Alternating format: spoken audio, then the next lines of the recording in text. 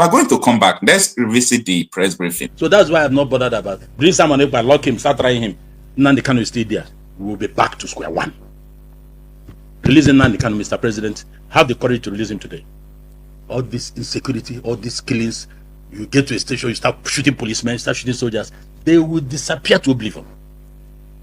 The man has said this several living from detention, that he did not order all these things, that he cannot be killing people that he has been fighting for. And don't forget, this is started with importation of insecurity in the southeast by strangers. It was done by non-Igbos when the correctional center in Sowore was attacked. Prisoners released. We alerted. So that was when, because most of the people involved were not people from that part of the country. We said, okay, this thing is an importation. Oh. This thing did not come from the people because it is not part of us. What did they do? They started recruiting ushers, uneducated people, people without skills. Introduced drugs into them, started arming them. That's how now you started seeing Igbos doing the operation on behalf of certain people. They don't want the Southeast to be stable. Southeast must be portrayed and shown to Nigerians and the world that they cannot govern themselves. The place is not peaceful. This is important. There is no part of the country that is peaceful, that have cohesion, like the people from the Southeast. When they want to do anything, they sit down and do it. So it was this importation of terrorism in the Southeast that is the basis for all we are having today. Releasing Nnamdi Kanu today, this is to vanish. Simon Ekpa has been a self-acclaimed Prime Minister of the state of Biafra. And he has been known to have been issuing directives since the arrest of Nnamdi Kanu. Directives that have been obeyed by most persons from that part of the country. Honestly speaking, looking at the devastation, looking at the killings, looking at the economy of the Southeast region, particularly the 5 states in the Southeast, it would be safe to say that the arrests may turn around things or have positive impact. But if I look at it politically, Simon Ekpa's arrest and even extradition into Nigeria will not change things. That was the same position I took when Nnamdi Kanu was arrested. I was very clear and emphatic that there may be worse Nnamdi Kanus, whatever you think Nnamdi Kanu was doing, that the arrest of Nnamdi Kanu did not bring to an end the agitation. What will solve the problem is the release, the unconditional release of Nnamdi Kanu. President Tinubu did not put him there. He didn't arrest him. He was arrested by President Buhari. He plotted it and he arrested him and brought him here. Ever since then, he has been a customer of the DSS. The matter got up to Supreme Court. Supreme Court justified the escape of Nnamdi Kanu when soldiers stormed his family home. That there was evidence to show that they were about to be killed. So he had to escape and ordered for his unconditional release. In the characteristic manner of President Buhari, who I have always said never liked the Igbos. They had this ancient hatred, I have always said so, against the Igbos. So he kept him there until he left office. President Buhari never liked the Igbo people. He was just using takia on those who were coming around him. You know what is takia? Deceive him. There was no reason for Nnamdi Kanu to still be in detention until now. I've said it severally, and I don't want to be commenting on it regularly. That was why I suggested that if it is getting difficult to release Nnamdi Kanu, bring him to Ego Square, use him for barbecue, let the haters of Igbos and those who hated Nnamdi Kanu come and take a pinch of his flesh. Eat it, so that that matter will be closed permanently. But I think what we can do is to encourage President Tinubu to have the courage to release Nnamdi Kanu. They didn't put him there. The law is on his side. If Nnamdi Kanu is released today, Simon Ekpa will disappear. Because nature abhors a vacuum. That was why Simon Ekpa moved in. Whether he was with them or he was not with them, the people started listening to him. If the boss, you know, when the cat is aware, when the cat is away from the house, the mouse will take over the house. Release Nnamdi Kanu today, you will never hear about Simon Ekpa again. Because all those listening to him will now go back to the original master. If Nnamdi Kanu comes today, if it's released today, this sit at home will stop. If he comes today, nobody will go and start killing people, releasing Nnamdi Kanu. Nobody will just get to the road and start shooting people. Killing of policemen on the streets will disappear. Because Nnamdi Kanu will not be in charge. I tell them, tarry a while. Let us discuss. And they would listen to him. I told President Buhari, when he was in office, that there is no politician in Nigeria, living or dead, that commanded or commands the followership of Nnamdi Kanu without Nnamdi Kanu putting one kobo. No politician. But they were following him. So I told President Buhari, based on this, the person you should do business with is Nnamdi Kanu. Open the door for discussion. That was 2 years of him being in office as president, or 3 years. If Nnamdi Kanu is released today, all these things will disappear. Simon Ekpa will go to oblivion. So that's why I'm not bothered about it. Bring Simon Ekpa, lock him, start trying him. Nnamdi Kanu is still there. We will be back to square one. Releasing Nnamdi Kanu, Mr. President, have the courage to release him today. All this insecurity, all these killings, you get to a station, you start shooting policemen, start shooting soldiers, they will disappear to oblivion. The man has said this several, even from detention, that he did not order all these things, that he cannot be killing people that he has been fighting for. And don't forget, this is started with importation of insecurity in the southeast by strangers. It was done by non-Igbos. When the correctional center in Sowore was attacked, prisoners released. We alerted. So that was when, because most of the people involved were not people from that part of the country. We said, okay, this thing is an importation. Oh, this thing did not come from the people because it is not part of us. What did they do? They started recruiting ushers, uneducated people, people with. All right, that was from the leader of the Zenith Labour Party. And a lot of people don't know Zenith Labour Party. Zenith Labour Party is not the Labour Party that you know. Zenith Labour Party is another party entirely. That is the party that won almost all the local government election in Abia State recently. Now, you will know the truth, and the truth shall set you free. The only thing that can save us is the truth. No matter how you try to parade lies, no matter how you try to portray bad image against a particular people or a tribe or a group of people.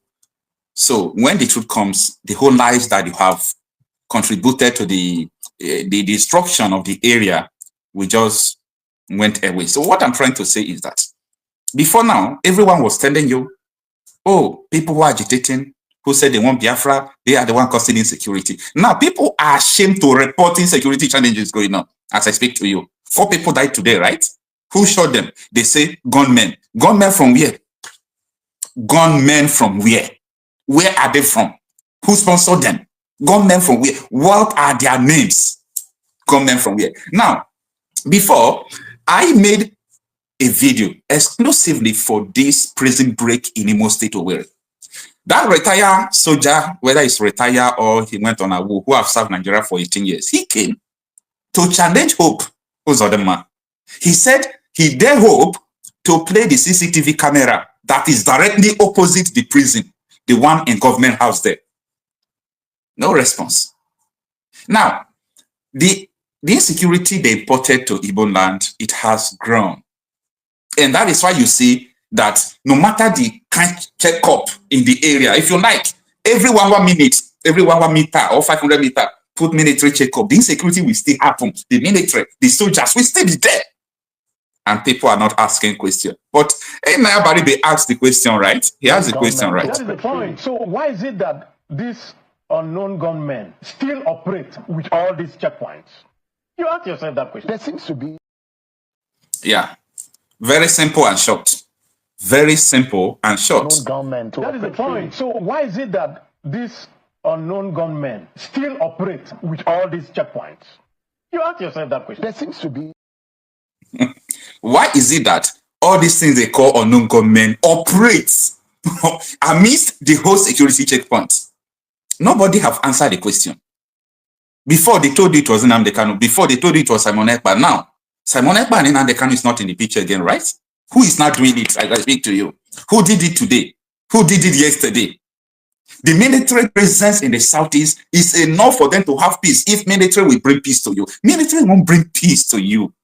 They won't bring peace because the federal government are the architect of the insecurity challenges. What do you want to see? Time is coming. Oh, the way the insecurity is now increasing, time is coming. People will begin to regret ever pointing fingers at the wrong side.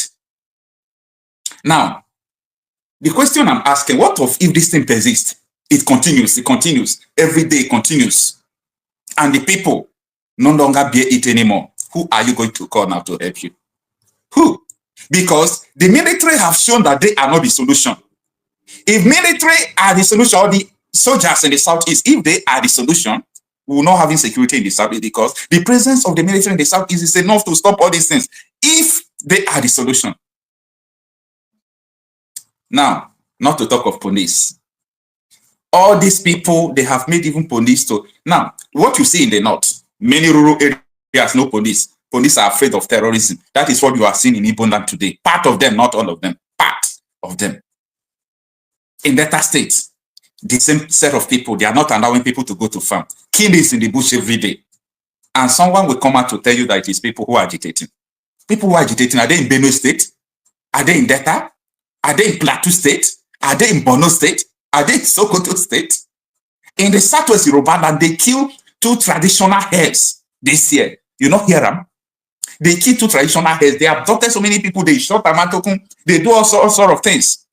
They never said it is people who are agitating for Dudua Republic. No, because they know the people.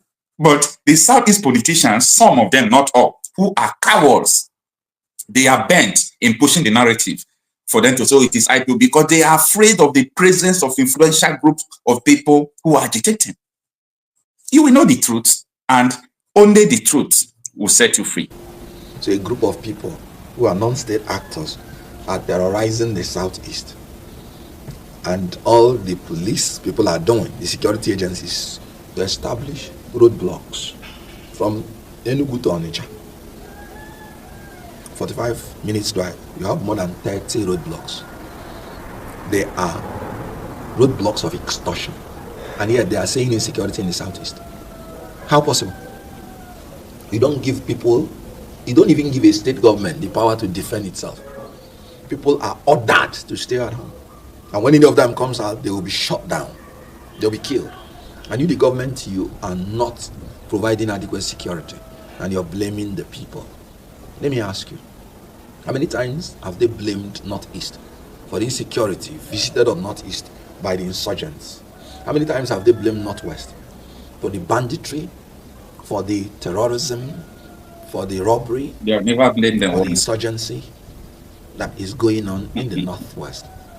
Farmers' headers clash in the North Central. In the Southwest, you saw how many traditional rulers have been killed, assassinated. In the South, you still hear about oil thieves. How many times do they blame those citizens for being the cause of the insecurity? And those ignorant men, those incompetent men in government, those anti-Igbo people with anti-Igbo sentiments, they would want to blame Igbo for the insecurity in the Southeast. When ipob started, it was the Southeast governors that came together for the first time to prescribe all the activities. No other governors of any of the geopolitical regions have ever done that. Yet they're opening their mouths to say the insecurity in the Southeast is caused by the people of Southeast. No, it's caused by the incompetence, corruption of the ruling elite since 1999. All right. Don't forget that you can join me live through calling us on this WhatsApp call on the screen. You can also join us by clicking the link there on the comment section that I pinned if you want to join us live, and share with us your opinion about this trending issue. That the insecurity in the Southeast keep on increasing, things keep on getting worse. Why we are pointing finger at the wrong people? The main people who are terrorizing are gaining more momentum. They are gaining more momentum. Why we are pointing accusing finger at the wrong people? The right people who are doing all these things are happy because nobody is calling them out. Many politicians knows about people who are causing this insecurity, and they are happy anytime that they are saying that it is because of people who are agitating. They are happy. Now, the question I am asking you today is this. Are we truly ready to figure out who are the people causing this insecurity? Because I know them. A lot of people know them. Maybe you know them. But some persons don't still know. Some persons don't still understand what is going on up to today. Some persons don't still know anything about the insecurity challenges going on. But we must fight hard. We must understand the truth. Like I just say, I said, you will know the truth, and the truth shall set you free. It is only the truth that will set us free. The other lady, lady that operates Kemi stock, she was saying something at a time, talking about the insecurity in the Southeast, talking about how they imported people in the Southeast who are carrying out these insecurity challenges. A lot of people thought that, oh, this lady don't know what she's talking about, or this lady don't know what she's saying. No, she knows what he's saying. She knows what she's talking about. She was talking about the fact that I know. She was talking about the fact that a lot of people know. You will know the truth, and the truth shall set you free. Many times, our vigilante in my community, they have confronted these killers in the bush. They confronted them. They shoot gun to gun battle. And most times, our vigilante always defeat them in gun battle. And we saw their body. We saw them. We know who they are. These are Bororo Fulanese who has infiltrated the whole bushes. They infiltrated the whole bush. And people are here trying to remove attention for the main sponsors. It is time for us to call a spade a spade. If not, this insecurity, everything, it is going to destroy people.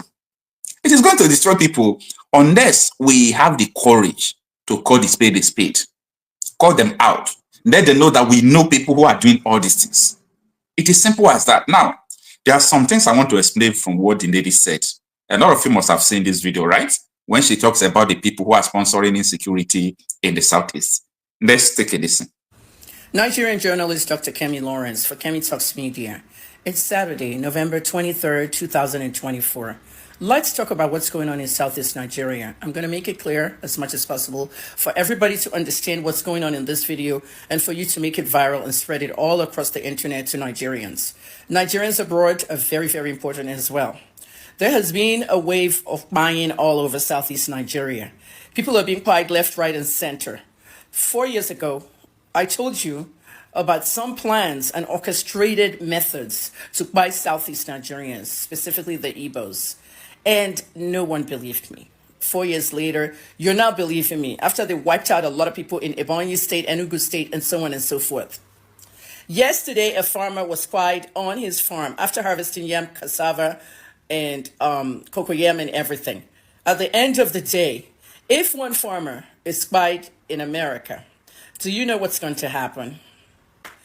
3 farmers spied, several injured. That's the headline of the Nigerian media. And you should know by now that the Nigerian media is owned by politicians and businessmen. There are people who are strategically placed in Igbo land to buy Igbos. Okay, it's a new method of what happened during the Biafran War. The people that orchestrated the Biafran War are still alive. And they've led Nigeria. General Gowon is alive. General Obasanjo is alive. General Buhari is alive. Everybody in that war, many of the strategic people are alive. And they've led Nigeria again and again. And they're watching this happen. This is the Biafra War again, secretly. But all the killings that have been going on in the metropolitan areas of Igbo land, they stick it to IPOB. They stick it to Masab. They stick it to ESN. They stick it to all the Nnamdi Kanu groups, and they feel that we don't know what's going on. People know what's going on. They're not going to talk. The media is the wrong person to even go meet. The Nigerian media is the worst in the world. I don't know if I'm the first to say it. Maybe other people have said it. Not because they're just owned by the politicians and businessmen. And the journalists in there are puppets to these people. They're puppets. They can't do anything unless they do what they are told. They know the truth in what I am talking about, and they're not going to tell the ordinary Nigerians. The DSS. You are supposed to be the Homeland Security for Nigeria. Checking the homeland. People are being fired left, right, and center in Nigeria. North, south, east, west. The defense headquarters. Always shouting on Twitter. Always shouting on X, no action. We cannot have a defense headquarters and a military not doing enough for Nigerians. Nigerians are getting fired every day, and this has to stop. The international community gives you money to fight all this insecurity, but what do? You share it amongst yourself. We've seen that with Jonathan's administration and others. Nigerian governors are sponsoring terrorism. They're financing terrorism, and all you could do is go arrest one Simon Ekpa in Finland? Somebody that's just doing his internet propaganda. That's all you can do. That's the best you can do. At least he's given some awareness to what's going on. Everybody has their own groups. My message today is about what happened yesterday. All right? What happened yesterday in Enugu? In some of the communities, there was violence. Fulani militia showed up. I don't like calling them herdsmen because they're not herdsmen. Herdsmen are people that actually guard their cows and feed and graze, without any violence. Farmers and herders are supposed to be working hand in hand. These are Fulani militias, strategically placed in Igbo land to buy the people. They did it with Ebonyi. Now, you see that governor over there in Ebonyi state, that new governor, the young guy, he's doing so much work in that state. He has revamped that state so much. Okay, I even heard he built a new radio station, as in the government radio station. He revamped it and everything so that the media can be in the forefront of what's going on in Ebonyi state. I know the former governor was very old and things. People lost their lives in that state. At least that's one governor doing well. What about Enugu? What about Imo? What about all these places? Imo State, I've told you guys, it's Fulani herdsmen running your state and buying you one by one. Who is next? They stick to the metropolitan area. Make it look like it's IPOB and ESN. Okay? And the army gives all this false information online. Yes, the army. When General Lagbacha died, I was the one that reported that he was secretly flown abroad and died, and they brought him home. The government announced, he died yesterday in Lagos. Just lies. When Abakari, the chief of staff, died during the Buhari administration, I was the one that told you this guy's been dead for COVID for 2 weeks. They did not announce till 2 weeks later. They delayed everything. But here I am, I'm telling you everything, and some of you are still saying that, I heard that you were a mad woman. I heard that you were mentally unstable. You heard, until you heard about your own. Bye. I hope you hear. If it happens to you, I don't pray for anybody to cry. But what's going on right now, if Igbos don't take charge of their communities, your communities are going to be toast. I'm telling you, by December 31st, there's going to be a major genocide. I hope you know what that means. Igbo people abroad, Igbo people in the diaspora, call your loved ones, secure your areas, give safety tips to people, let them know. Last month, it was the Igbo lady, the pregnant woman that was died in Imo State near the airport, Sambakwe Airport. The Nigerian mainstream media were reporting that, hoodlums went to Sambakwe and they raped a lady, pregnant woman. I had the video. I gave you guys the video. I gave you guys the photograph. She has a name. Every victim has a name. Their name must remain in the news forever. Their faces must remain in the news. 3 farmers killed yesterday, several injured. What are their names? That's why you're supposed to be giving us mainstream media. Everybody in the mainstream media is so fucked up in Nigeria because they're telling you what to report. This is why people direct themselves away from the mainstream media. This is why Fisayo Shoyombo is doing his own on that side. Even the David Hunter in Ghana is doing his own from that. Everybody's out of the mainstream media. Samuel Ogudupe is running his People's Gazette out of New York. Everybody has left that country. Every real journalist has left that country. I don't live in Nigeria anymore. Just like that, January 2023 is now about to turn to January 2025. 2 years and this country has not improved. And you're saying, President Tinubu. A lot of you confused me to some Kem. One lady there that was abusing Peter Obi throughout the campaign. It was not me. This stupid woman was just abusing Peter Obi and trying to shed it away so that people can be abusing him and say, but you helped Tinubu win. I did not help. It wasn't me. It was another lady. Her handle is Kem Patriot. And she now says that I'm directing people to come and insult her. All the posts she made against Peter Obi, It's out there. That wasn't me. President Tinubu's government is a fail. He's allowing Nigerians to die. He's allowing Nigerians to be buyed. And it should not be happening.